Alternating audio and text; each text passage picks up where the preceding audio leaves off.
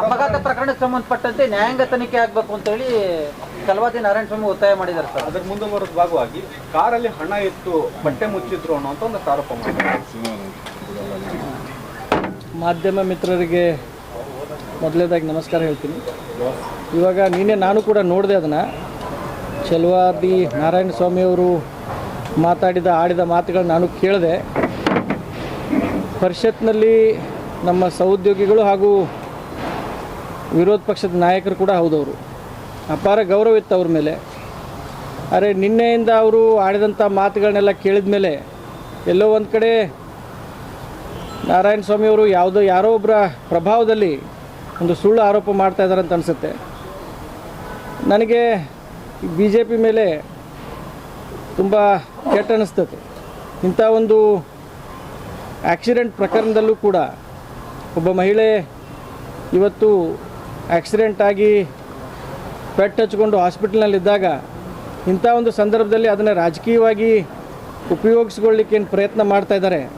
ಇಂಥ ಒಂದು ಕೆಟ್ಟ ಪರಿಸ್ಥಿತಿಗೆ BJPಗೆ ಬಾರಬಾರ್ದಾಗಿತ್ತು. ಅವರು ತಮ್ಮ ಒಂದು ಆಂತರಿಕ ಏನು ಕಚ್ಚಾಟ ಇದೆ BJPದಲ್ಲಿ ಅದನ್ನು ಮುಚ್ಚಲಿಕ್ಕೆ ಮಾಧ್ಯಮದ ಮುಂದೆ ಯಾವುದಾದ್ರೂ ಒಂದು ಬೇರೆ ಚರ್ಚೆ ಆಗಲಿ ಅಂತ ಈ ರೀತಿ ಹೊಸದಾಗಿ ಏನೋ ಒಂದು ವಿಷಯಗಳನ್ನ ಹುಡುಕಿ ಮಾತಾಡ್ತಾ ಇದ್ದಾರೆ.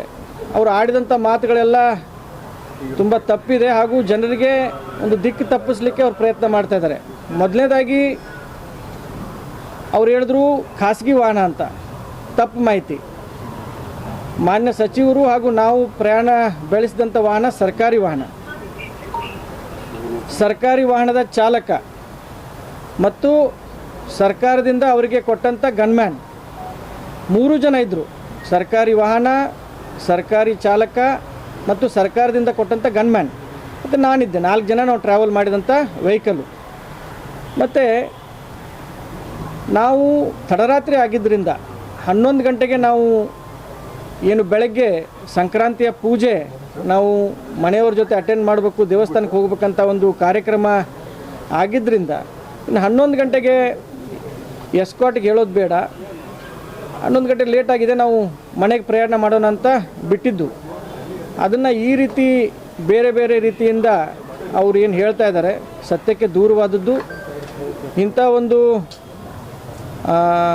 ತಪ್ಪು ಮಾತುಗಳನ್ನು ಆಡಿದ್ದು ನಾರಾಯಣಸ್ವಾಮಿ ಅವರಿಗೆ ಶೋಭೆ ತರೋದಿಲ್ಲ, BJPಗೆ ಶೋಭೆ ತರೋದಿಲ್ಲ. ಮತ್ತು ತತ್ಕ್ಷಣ ಇಂಥ ಬೇಜವಾಬ್ದಾರಿ ಹೇಳಿಕೆಗಳನ್ನು ಅವರು ನಿಲ್ಲಿಸಬೇಕು ಅಂತ ಈ ಸಂದರ್ಭದಲ್ಲಿ ಹೇಳ್ತಾರೆ. ವಿತೌಟ್ TP ಅವರು ಸಚಿವರು ಹೇಗೆ ಪ್ರವಾಸ ಕೈಗೊಂಡ್ರು ಅಂತ ಅವ್ರ ಪ್ರಶ್ನೆ. ಅಲ್ಲ, ಈಗಾಗಲೇ ನಾನು ಒಂದು ಸಣ್ಣ ಪ್ರಶ್ನೆ ಕೇಳಲಿಕ್ಕೆ ಬಯಸ್ತೀನಿ ನಾರಾಯಣಸ್ವಾಮಿ ಅವರಿಗೆ. ಎಲ್ಲೂ ಕೂಡ TP ಹಾಕಲೇಬೇಕಂತ ಕಂಪಲ್ಷನ್ ಇಲ್ಲ. ಸರ್ಕಾರಿ ಕಾರ್ಯಕ್ರಮಗಳಿಗೆ ಹೌದು, ಸರ್ಕಾರಿ ಕಾರ್ಯಕ್ರಮಗಳಿಗೆ ನಾವು ಕಂಪಲ್ಸರಿಯಾಗಿ TP ಹಾಕಬೇಕಾಗತ್ತೆ. ಯಾಕಂದರೆ ಎಲ್ಲರಿಗೂ ಅದರ ಮಾಹಿತಿ ಬೇಕು. ಕೆಲವೊಂದು ವೈಯಕ್ತಿಕ ಕಾರ್ಯಕ್ರಮಗಳಿಗೆ ನಾವು TP ಹಾಕಬೇಕಂತ ಎಲ್ಲೂ ಹೇಳಿಲ್ಲ. ಅದು ವೈಯಕ್ತಿಕವಾಗಿತ್ತು. ನಾವು ಒಂದು ಪೂಜೆ ಅಟೆಂಡ್ ಮಾಡಲಿಕ್ಕೆ ತಡರಾತ್ರಿ ಹೊರಟಿರೋದ್ರಿಂದ TP ಹಾಕಿಲ್ಲ. ತಪ್ಪೇನಿದೆ ಅದರಲ್ಲಿ? ಅದಕ್ಕೆ ಈ ರೀತಿ ನೀವು ಹೇಳಿಕೆಗಳನ್ನ ಕೊಡೋದು ನಿಲ್ಲಿಸಬೇಕು. ಮತ್ತು ನೀವು ಜನರಿಗೆ ಈ ರೀತಿ ಬೇಜವಾಬ್ದಾರಿ ಹೇಳಿಕೆ ನಿಲ್ಲಿಸಬೇಕಂತ ಈ ಸಂದರ್ಭದಲ್ಲಿ ಹೇಳ್ತೀವಿ. ಸರ್, ಮಹಾಜರ್ ಮಾಡೋಕ್ಕಿಂತ ಮುಂಚೆನೇ ಗಾಡಿ ಅಲ್ಲಿಂದ ಎತ್ತಬಾರ್ದಿತ್ತು, ಇನ್ಸ್ಪೆಕ್ಷನ್ ಮಾಡೋಕ್ಕಿಂತ ಮುಂಚೆನೇ ಗಾಡಿ ಅಲ್ಲಿಂದ ಯಾಕೆ ತೆಗೆದ್ರು ಅಂತ ಒಂದು ಆರೋಪ. ಈಗ ಆಕ್ಸಿಡೆಂಟ್ ಆದಮೇಲೆ ನಾವು ಆದಷ್ಟು ಬೇಗ ಮಾನ್ಯ ಸಚಿವರನ್ನು ಹಾಸ್ಪಿಟ್ಲಿಗೆ ಕರ್ಕೊಂಡು ಹೋಗ್ಬೇಕಂತ ಒಂದು ಅವಸರದಲ್ಲಿದ್ವಿ. ಅಂಥ ಒಂದು ಸಂದರ್ಭದಲ್ಲಿ ಈ ವೆಹಿಕಲ್ನ ಮಹಾಜರ ಮಾಡಿಸ್ಬೇಕು, ಕಂಪ್ಲೇಂಟ್ ಕೊಡಬೇಕು, ಪೊಲೀಸರಿಗೆ ತಿಳಿಸ್ಬೇಕು, ಇನ್ನುಳಿದಂಥ ಎಲ್ಲರಿಗೂ ತಿಳಿಸ್ಬೇಕಂತ ತಲೆಯಲ್ಲಿ ಬರಲ್ಲ. ನಾವು ಶಾಕಲ್ಲಿದ್ವಿ, ನಾನು ಶಾಕಲ್ಲಿದ್ದೆ. ಇವಾಗ ಅಕ್ಕನಿಗೆ ಬೆನ್ನಿಗೆ ಪೆಟ್ಟು ಬಿದ್ದುಬಿಟ್ಟು ಅವರಿಗೆ ನಿಂದಿರ್ಲಿಕ್ಕೆ ಬರ್ತಾ ಇರಲಿಲ್ಲ. ಜನದ ರೋಡ್ ಮೇಲೆ ಮಲಗಿಸಿದ್ವಿ ಅವ್ರನ್ನ. ಲಿಟ್ರಲಿ ರೋಡ್ ಮೇಲೆ ಟವೆಲ್ ಹಾಸ್ಬಿಟ್ಟು ರೋಡ್ ಮೇಲೆ ಮಲಗಿಸಿದ್ವಿ. ಅಂಥ ಒಂದು ಸಂದರ್ಭದಲ್ಲಿ ಮಹಾಜರ್ ಮಾಡಿಸ್ಬೇಕು, ಪೊಲೀಸರಿಗೆ ಇನ್ಫಾರ್ಮೇಷನ್ ಕೊಡಬೇಕು, ಅದು ಇದು ಎಲ್ಲ ತಲೆಯಲ್ಲಿ ಬರಲಿಲ್ಲ.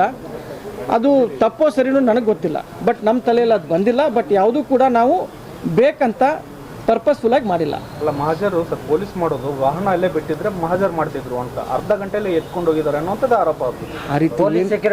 ಆ ರೀತಿ ಏನೂ ಆಗಿಲ್ಲ. ನೀವು ಕಿತ್ತೂರು ಶಿಫ್ಟ್ ಮಾಡಿದ್ದಾರೆ ಅಂತ ನೀವು ಕಿತ್ತೂರು ಸರ್ಕಲ್ ಇನ್ಸ್ಪೆಕ್ಟರ್ಗೆ ಫೋನ್ ಮಾಡಿ ಇನ್ಫಾರ್ಮೇಷನ್ ಯಾರು ಕೊಟ್ಟಿದ್ದು ಅಂತ ಕೇಳಿ. ನನ್ನ ಮೊಬೈಲ್ನಿಂದ ನಾನೇ ಸರ್ಕಲ್ ಇನ್ಸ್ಪೆಕ್ಟರ್ಗೆ ಫೋನ್ ಮಾಡಿಬಿಟ್ಟು ಈ ರೀತಿ ಆಕ್ಸಿಡೆಂಟ್ ಆಗಿದೆ, ಈ ರೀತಿ ಸ್ಥಳ ಇದೆ, ಈ ರೀತಿ ಪೆಟ್ಟಾಗಿದೆ, ಅವ್ರನ್ನ ನಾನು ಪ್ರೈವೇಟ್ ವೆಹಿಕಲ್ನಲ್ಲಿ ಹಾಸ್ಪಿಟ್ಲಿಗೆ ಶಿಫ್ಟ್ ಮಾಡ್ತಾ ಇದ್ದೀನಿ, ನೀವು ಸ್ಥಳಕ್ಕೆ ಹೋಗ್ಬಿಟ್ಟು ಎಲ್ಲ ಇನ್ಸ್ಪೆಕ್ಷನ್ ಮಾಡ್ಕೊಳ್ಳಿ ಅಂತ ಫೋನ್ ಮಾಡಿದ್ದೆ ನಾನು. ನೀವು ಬೇಕಾದ್ರೆ ಕಿತ್ತೂರು ಸರ್ಕಲ್ ಇನ್ಸ್ಪೆಕ್ಟ್ರಿಗೆ ಫೋನ್ ಮಾಡಿಬಿಟ್ಟು ಕೇಳಿ, ನನ್ನ ಮೊಬೈಲ್ ಕಾಲ್ ರೆಕಾರ್ಡ್ಸು ನಿಮ್ಗೆ ಕೊಡ್ತೀನಿ. ನಾನೇ ಫೋನ್ ಮಾಡಿ ಹೇಳಿದ್ದು.